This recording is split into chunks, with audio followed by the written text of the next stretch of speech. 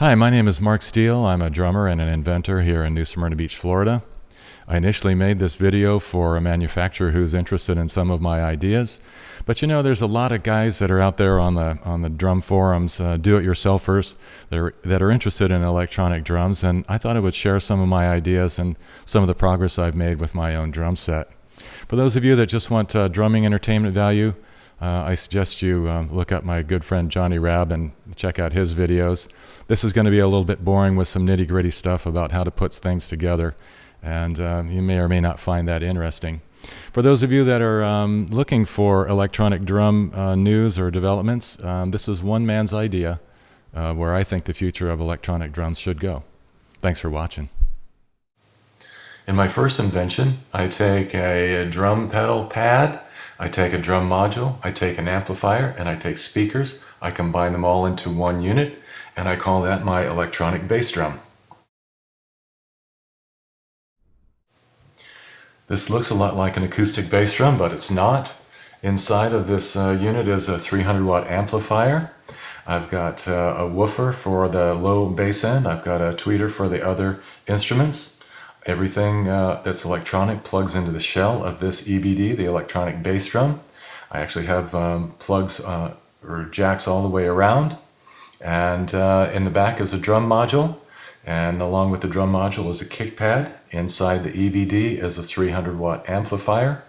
The little blue dot on the bottom is actually a cooling fan. The drum module is easily accessible. I can change out the wires if I need to. And I can attach any sort of kick pedal to this unit that I so desire. Some of the features that didn't make it into my prototype are the listening station that you see in the front of this EBD. Everyone in the band can plug into this instrument. Everyone can listen with headsets. You can play a silent band practice if that's what you want to do. Or you can just play through the amplifier at quiet parties or smaller venues. Those jacks that are on the back of the EBD, you can use those into your drum module if you're an electronic drummer like I am, or if you play acoustic drums and you have microphones on your drums, you can drop the microphones into the shell and direct the signal directly to the amp that's inside the EBD.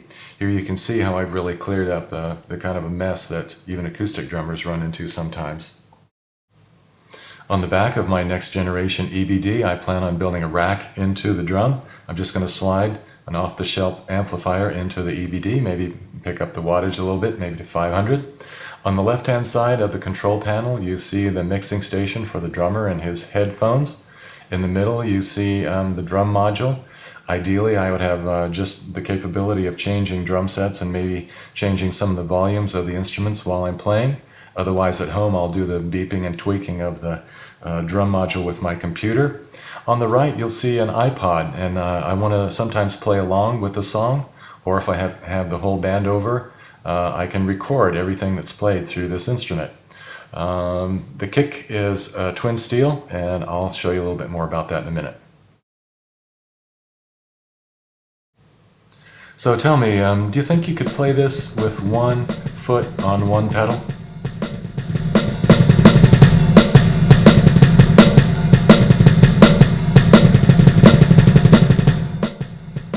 Well, I couldn't play it either, so I invented myself a drum pedal, and now I can do it.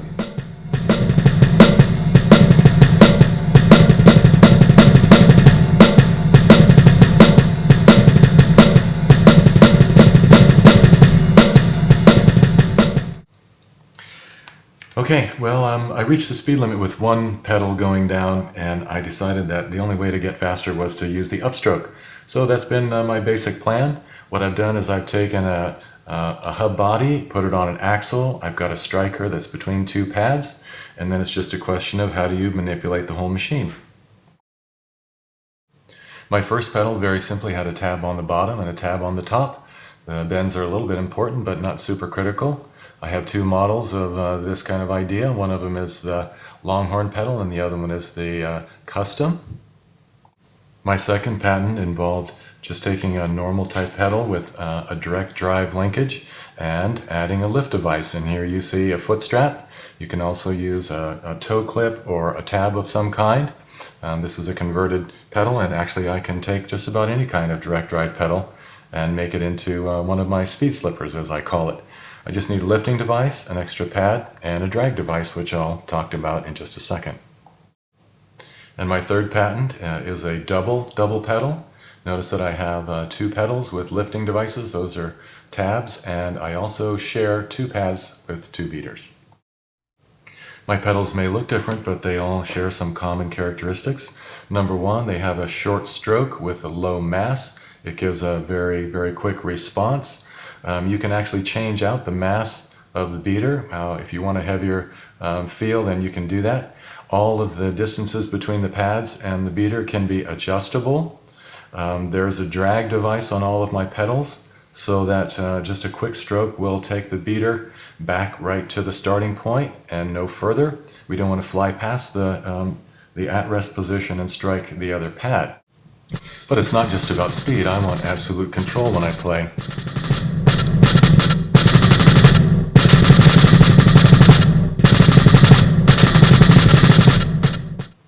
I can actually buzz roll with my pedals, and I do it by a system of flams.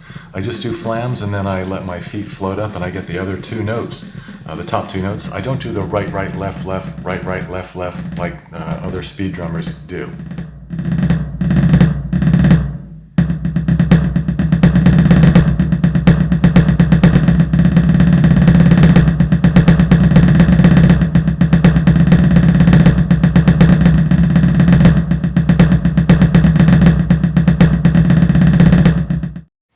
So you can see that when we took acoustic bass drum technology and put it into electronic drums, we missed an opportunity to make something that's maybe a whole lot better.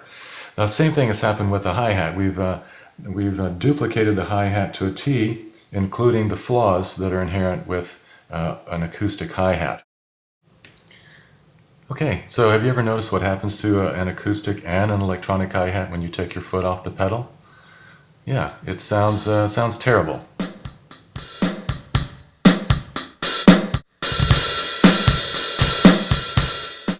So I've come up with a solution to this problem that doesn't involve fiddling with the clutch or anything like that. It starts in the pedal of the hi-hat. If you notice, there's a small micro switch. When the hi-hat pedal comes to the top of its treble, that micro switch takes control and power away from the pedal and gives it to a little control box that you'll see just below the cymbal. Now, the knob on the left will control the open and close sound with your foot off the pedal, but if the cymbal is tilted, the knob on the right will take over, and you can set the open or close sound for when the cymbal is tilted.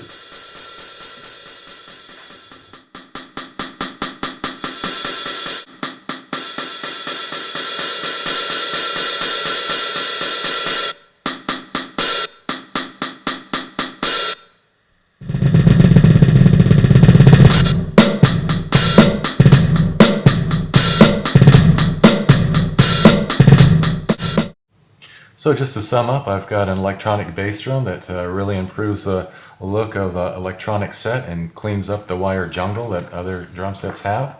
It's got enough horsepower for me to keep up with the rest of the band, and it's really helped out my stage presence quite a bit. My drum pedals are 2 to 3 times faster. I've got better dynamic range, and my hi-hat is still functional even though I take my foot off the pedal. Okay, well, I hope you've enjoyed my little presentation. As I said before, this is one man's idea of where I think electronic drums should be going. If you have any questions for me, just send me an email at mark.steele@drumagination.com. And thanks again for watching.